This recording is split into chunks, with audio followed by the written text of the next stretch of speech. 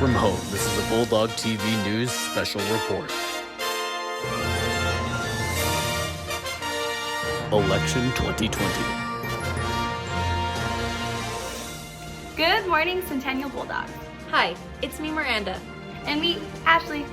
And you're watching this week's Bulldog TV News Special Report. So get this, dogs. Picture Day was moved to December 15th through the 16th, so you've got a little bit more time to look good. Along with that note, unfortunately, seniors, if you planned on taking out an ad for the yearbook, the deadline is up. However, you can still send in your senior pictures until November 30th, so get on it. Seniors, if you took the SAT, your scores will be available on November 4th. Today, juniors, if you took the PSAT, continue to check your College Board profile for updates as to when your scores will come in. With that, a reminder to seniors that have already applied for the November 1st deadline, be checking your student portals or whatever the college gave you so you can see if you got those acceptance letters. Lastly, calling all writers. Whether you write fiction, nonfiction, or poetry, draw cartoons or comics, the Writing Club is for you. We discuss each other's ideas, brainstorm solutions to plot problems, discuss writing, and just write. In November, we participate in National Novel Writing Month and each try to write a novel in just 30 days. This club is very informal and a lot of fun. No lessons, no assignments, just lots of useful, optional information and a bunch of fellow writers to support you. We will have several virtual meeting options, so you decide what fits best for your schedule. All are welcome. There will be a meeting in room 307 after school where you can pick up your writer's notebook and get the Google Classroom code. Make sure to wear your mask and follow social distancing guidelines. Contact Ms. Mooseberger for more information. Once again, we at Bulldog TV want to give a huge thank you to all our teachers, staff, and administrators for making this in-person schooling possible. Remember to wear a mask that covers your face and nose, wash your hands, maintain social distancing guidelines. Together, as Bulldogs, we can persevere and keep everyone safe through all these trying times. Now let's check in with sports. Here's Lorelai. Welcome back to another week of Bulldog Sports. Lorelai Haley here with your top sports news of the week. There is still no updated sports news for the Centennial Bulldogs at this time, while our football team is going on a quarantine time period due to this week's past COVID-related developments. On to some national sports news. The NFL stated on Friday that the Los Angeles Chargers game at Denver this past Sunday was not in jeopardy after players on both teams tested positive for the coronavirus. The Broncos postponed practice Friday after learning a player on the roster tested positive for COVID-19. The NFL Network identified that he is now at home in self-isolation. The Chargers also reported a positive COVID-19 test this week. They placed guard Ryan Gore on the league's COVID-19 reserve list Thursday and canceled practice. It is a good thing that the game was not postponed. The Broncos defeated the LA Chargers with a final score of 31-30 on the final play of the game. The Broncos now improve to 3-4 on the season. In the MLB, the Dodgers defeated the Rays in Game 6 to win their first World Series title since 1988.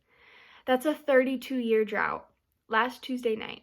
This comes after winning 8 consecutive National League West Division titles, 3 pennants, and the suffering, painful World Series losses. The Dodgers are finally atop of the baseball world once again. That's all I have for sports this week, Bulldogs. Stay safe and stay warm. Now let's send it back on over to Ashley. Thanks, Lorelai. Now let's see what's been going on in our nation. Here's Isaiah with national news updates.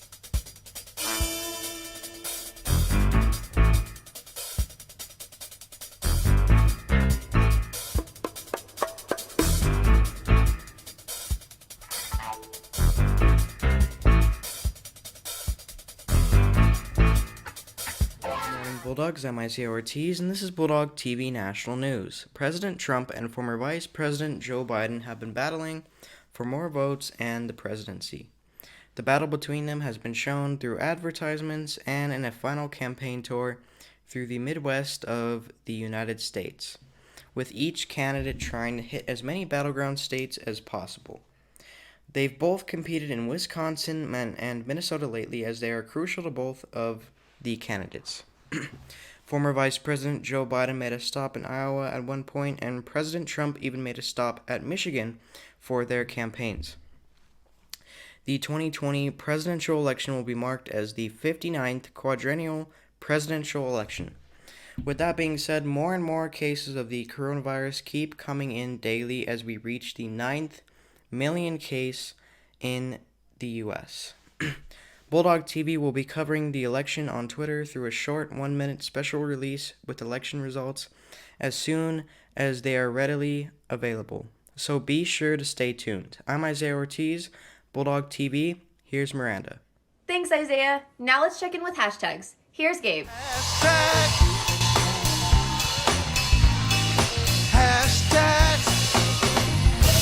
Very, very nice. Hey, you guys are on Twitter, right? Bulldog TV has released a breaking news report on Twitter last Monday, October 26, 2020, regarding the confirmation of Supreme Court Justice Amy Coney Barrett by the U.S. Senate. Our short 1-minute State the Facts, Form Your Own Opinion special report, hosted by national news anchor Isaiah Ortiz, was posted to our Twitter feed within 30 minutes of the news breaking nationally. We want to know if you'd like to see more of these breaking news updates in the future. If you enjoyed this short 1-minute report, our hope is that we can become your trusted, unbiased, only stating the facts news source for Centennial students regarding national and local news headlines that are as historic and as influential as a Supreme Court confirmation. For example, this concept is an exciting new venture for us. And if you enjoyed this report last Monday night, we can't wait to make more from time to time. And also, we'll be providing information and updates regarding the presidential election. So stay tuned. That's all I have for now this week, Bulldogs for hashtags. So let's send it back over to Ashley. Thanks, Greg. Now let's check in with Holly and Heather. This is another edition of Time Capsule. Hey Bulldogs! Welcome back to Time Capsule. In honor of National Aviation History Month, we are going to share the story of American aviator Amelia Earhart's disappearance that still remains unsolved to this day.